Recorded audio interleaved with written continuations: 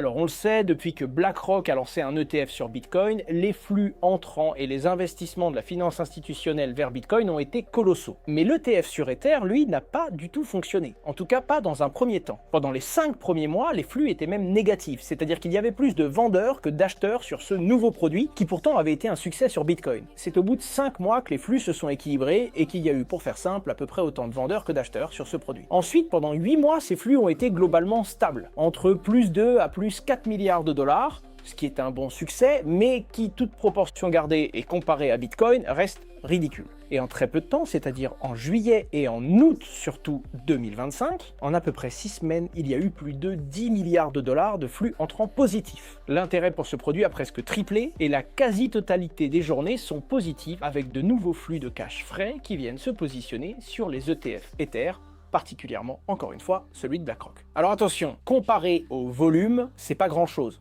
Même s'il y a 10 ou 15 milliards de volume entrant sur Ether, l'Ether est une crypto-monnaie qui est énormément échangée dans le monde. On parle de 50 milliards de dollars de volume par jour. Donc 10 ou même 15 milliards sur quelques semaines, ce n'est pas grand-chose. Mais même si c'est un petit volume, c'est un très lourd signal. Car ça prouve non seulement un intérêt des institutions qui arrivent, ça prouve un changement de cap, et très clairement le début d'une tendance qui est en train de se dessiner, et ce sont surtout les flux qui sont les plus regardés.